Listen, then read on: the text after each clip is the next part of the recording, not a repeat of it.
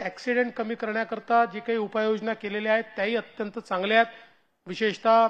मुंबई पुणे एक्सप्रेसवेवर 29% आणि समृद्धीवर जवळपास 35% हे जे काही ऍक्सिडेंट कमी झालेले आहेत ही खरोखर अतिशय समाधानाची बाब आहे।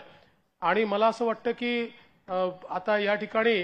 वेगवेगळ्या प्रकारचं तंत्रज्ञान जे आपण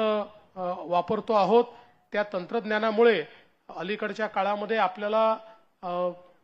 जे काही ड्रायव्हर्स फॉल्ट आहेत, जे काही उल्लंघन आहेत, हे तंत्रज्ञानाच्या माध्यमातून कॅप्चर करून आणि त्यांना दंडित करण्याची एक चांगली आपल्याला त्या ठिकाणी सिस्टीम उभी करता आली आहे। आणि म्हणूनच मला असं वाटतं की त्यातनं म्हणजे आपल्याला महसूल मिळतो ही तर वेगळी गोष्ट आहे, पण महसुलापेक्षाही अशा प्रकारच्या यंत्रणांमुळे आज आपल्याला बघायला मिळत आहे की मुंबई पुणे एक्सप्रेसवेवर आपण ही संपूर्ण यंत्रणा उभी केल्यानंतर त्या ठिकाणी हे जे काही ऍक्सिडेंट कमी झाले त्यात एक महत्त्वाचा वाटा या सिस्टीमचा देखील आहे। कारण आता लोकांच्या लक्षात आलेलं आहे की आपण काहीही नियम मोडला तर इमिजिएट कॅमेरा कॅप्चर करतोय